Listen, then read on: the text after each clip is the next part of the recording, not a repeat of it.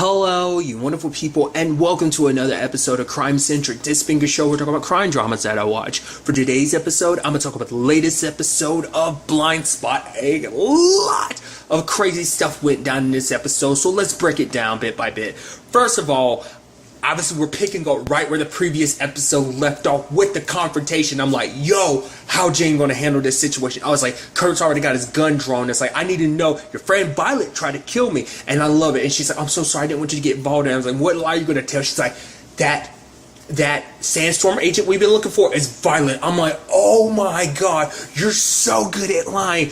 I wonder how she been sitting on this for a while. She constructed this lie, or did she come up with that on the spot? It'd be more impressive if she came up with it on the spot. It's like, she's a Sandstorm agent that Dalton was talking to. Yeah, I had to do my own op because I didn't want to get you involved. And he's like, you know what's funny is that I don't know what's worse. The fact is that you keep lying to me, or that you think that I would believe anything you say at this point in time. It's like, yo! Kurt seeing through the BS now. Then the neighbor lady, well, Lori's like, oh yeah, Wendy's sister. Oh, calling somebody, yada, yada, yada. Bam! I was like, something was like, don't trust this lady. Don't trust this lady. Something weird about it. It also says a lot that, like, because obviously that she works for a lady named Eve, but the fact is that she knew the lady Wendy. Like, that means that Eve did her research to be able to convince, like, to put in a situation where they're like, oh yeah, like, I mean, that situation was a little fishy too. It's like, I just happened to lock my 1-year-old nephew into his apartment. In our apartment, like, I don't know, it seemed fishy, but I was like, maybe there really is nothing to that, but I don't know, maybe it's just kind of meant to be this awkward moment that kind of breaks up the tension there. But then it turns out Eve is here because some of the money that they confiscated from that underground, like, bank that terrorists kind of funded money from, turns out she had some money in there from people she owes, and she saw Jane steal it, and it's like, yo, confirming it even more. And then Kurt's like, you know what? I read about some, like, you know, some effects Zip might have where it's like after a traumatic event, a person might go back to their, you know, a certain set of memory, and it's like, you're not Jane anymore. You're Remy. It's like, dude, bam, bam, bam, bam, bam. It's like, dude, I lost my shit, dude. I was like, it's out. Boom. Confirmation. Looking each other in the eye, dude. And it's like, yo, that is crazy to me.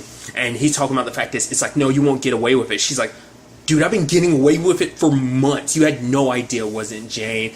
Then they were kind of forced to steal something for her. We still never actually found out what the device was, because, I mean, I think that's kind of interesting, because it's like, because it looked like she was about to get away, but I'm assuming Eve's dead. Just because, well, I'm skipping ahead of everything, but legitimately, I think Eve's dead. Because she was in the car that exploded, right? I feel like if she wasn't, that'd be more of a problem, which is kind of sad because you introduce this character. I mean, to be fair, there's other bad guys that show up in the show that immediately get taken care of. But that issue, well, I guess it kind of works out in her favor, because it's like, well, the bad guys that she owed stuff to, that she was getting that device for, it's like, well, at the very least, she doesn't have to worry about them anymore. But I guess at the same time, that might be an issue that the FBI later on has to figure out. I mean, it might be something we see Kurt end up, like, delving into, like, where he has to explain to the FBI and be like, okay, so what was it they were trying to do?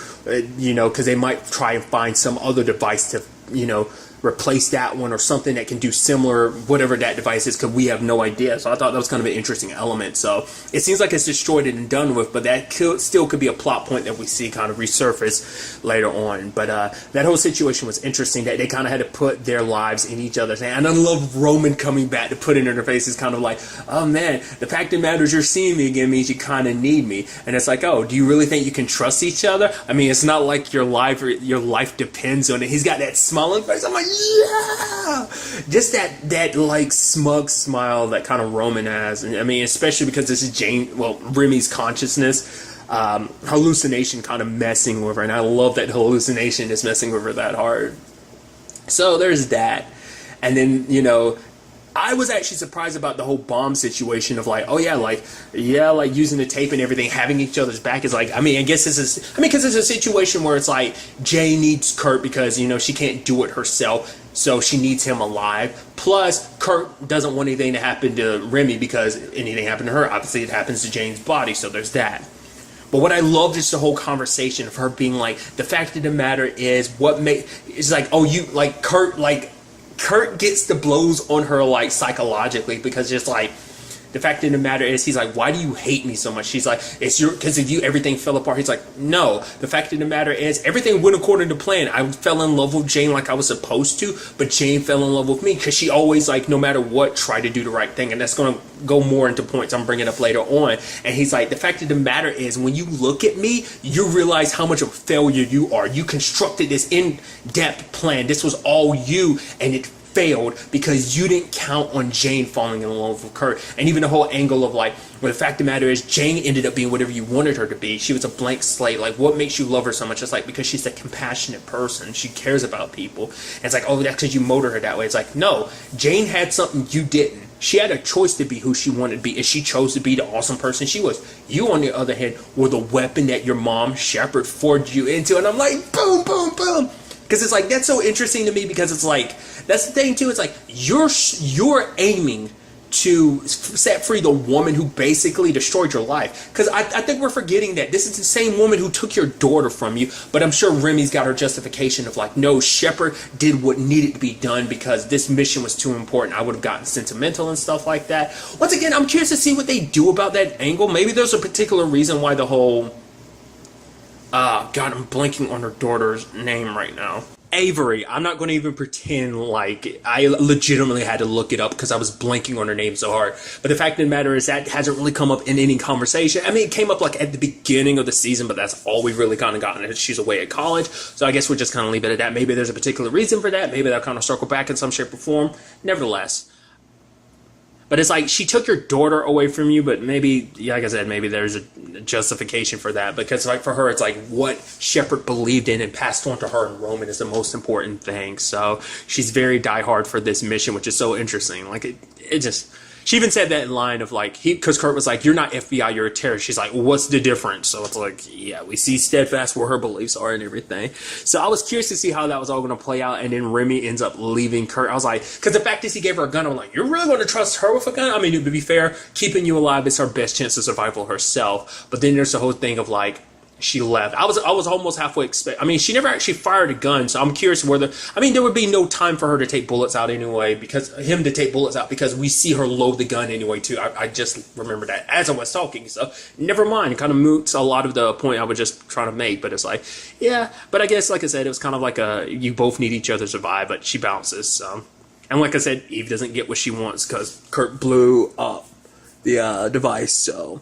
That's crazy. Once again, Jane talks about the fact is, like, no, I could kill you. But it's like, for Kurt, it's like, I know there's a piece of Jane still in there, because the fact of the matter is, you've had opportunity. He even brings up the poison. It's like, it was meant for me, but you couldn't do it. Why not? And it's like, you could have killed me, but you decided not to. Roman literally keeps telling you to end this, but you won't. And I've said it before at the beginning, like, every chance she's had, like, she's always made excuses, like, no, I can't do it now. It's because there's some part of Jane still scratching at the surface, won't let you kill the man that she loves.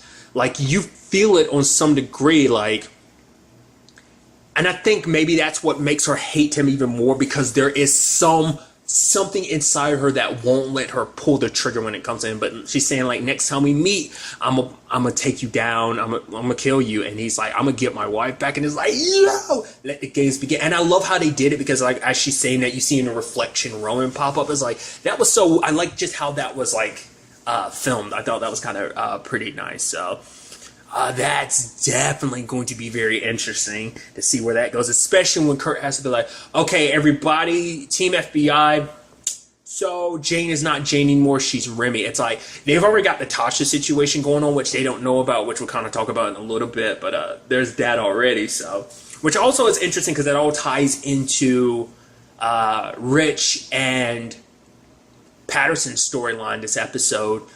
Basically, I love that Rich made that whole, like, presentation. They didn't even really get that far into it. It was pretty dope, like, the whole, like, special effects of it. Kind of looked like, I guess, would be, like, AR, augmented reality segments of it. So that was, or kind of 3D segment. I think augmented reality would be the more appropriate term in that regard.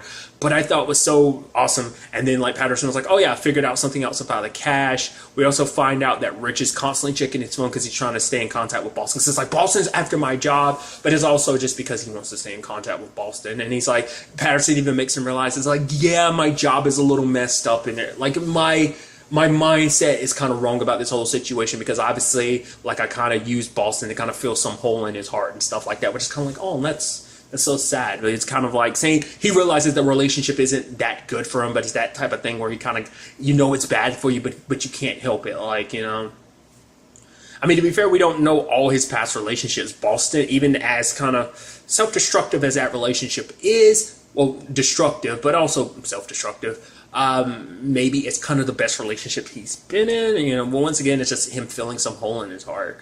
I even love it later when Boston tries to call, or Boston calls and he's like, no, I'm gonna make him wait, ha ha ha, like you said, I'm a new me, I'm gonna answer the phone. Oh, too late. Why isn't he leaving a voicemail? So it's like, part of me wonders, is there a reason behind that? Let's not forget, Remy had the whole Boston situation set up, so it's like, maybe it was him finally getting back, because like Rich had contacted him multiple times in many different avenues and ways, so maybe that was just him doing that. But like, maybe there's a reason, because he was in trouble and he was trying to call Rich just in like for help. Maybe that's the reason why he hasn't picked up in all this time. I mean, to be fair, like, we know that Violet's out there. She got away from Kurt and everything, so we still don't 100% know what Remy's plan was, remember, because she was telling Violet, like, go through that, and Violet was like, I wasn't really being serious about that. That could just kind of cause a lot of problems here. That could make things chaotic. But for, like, Remy, it's like, I don't care. The fact of the matter is, I need this done now. So, moving forward with their plan. So, it might be a situation of Boston might be playing a part in that. And he came to realize that. And he was trying to reach Rich, but he wasn't able to. So, we'll see. But what was interesting is I like the discovery of everything, because it's like, oh yeah, turtles, and then like, oh, here's these shirts and stuff that have animals and stuff on it, and it's like, oh yeah, like it's all part of like mapping some stuff out. I thought was kind of interesting, like using the hues as like their number values, the hue of the shirts, their number values. I thought that was just kind of interestingly done with the puzzle, and them just kind of being all over the office, and then they find a spot and they're like, oh yeah, Richard just breaks it open. Paris was like, what the hell are you doing? He's like, I mean, come on. I mean, I hit concrete and maybe a gas line. Do you smell anything? I don't see so. And I just love that. But I guess that, him working overtime to, I guess, keep his mind off the whole Boston situation.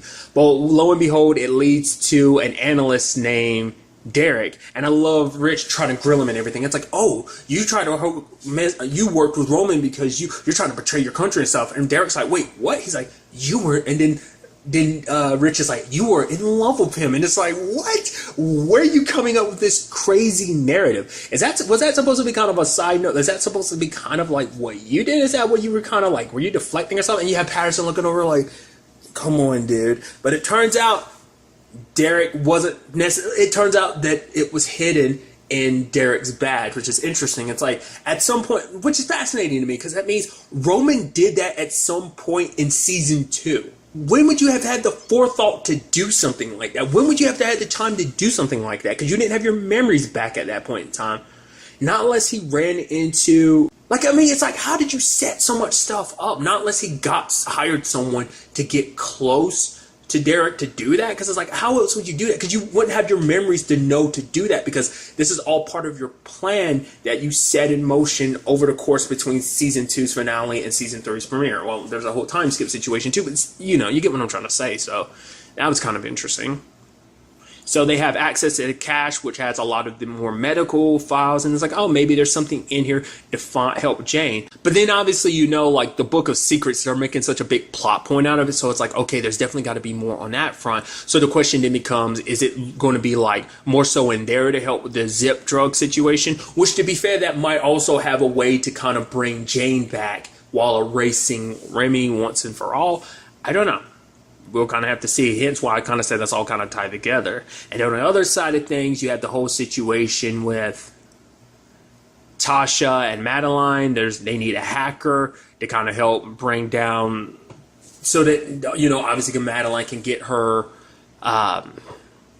contract for HCI Global like she wants to. What's interesting is that Tasha went out of her way to be like, oh yeah, this is the guy. It's like, the fact that she was pushing that guy so hard, Leo, I was like, he's got to be like an undercover person.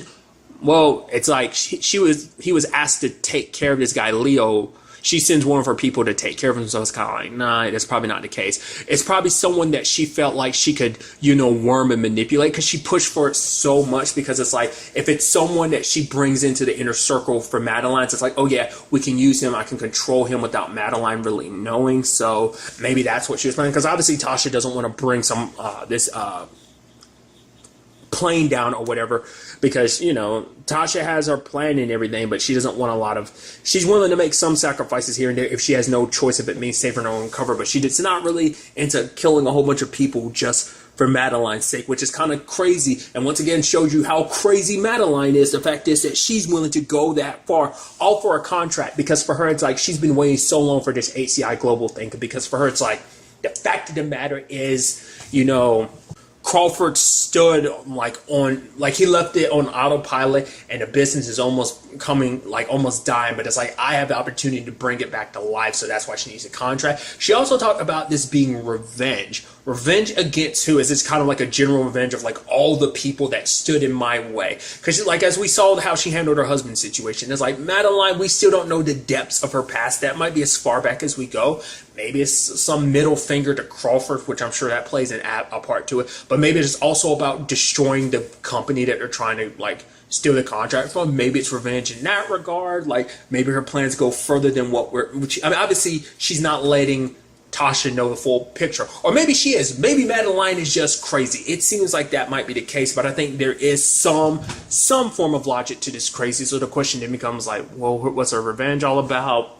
They're looking for the hacker Del Toro, and it's like, he can be the one to help them do what they need to do, but he's working for the cartel. And Tasha's like, oh, let me go check that out. And then you have Madeline oh yeah, let me go alone. Could be fun. You never know if you can need my help. Then there's the whole Reed and White's situation of nah, come on, trust me. Come on, Ed. Can I call you Ed? I'm going to call you Ed. It's like, oh, I love you. Like I said, I've never turned around so hard on a character, dude. It's like, oh, every time you saw White's before, just like, oh, I hate you. But this season has made me love him so much. It's so good.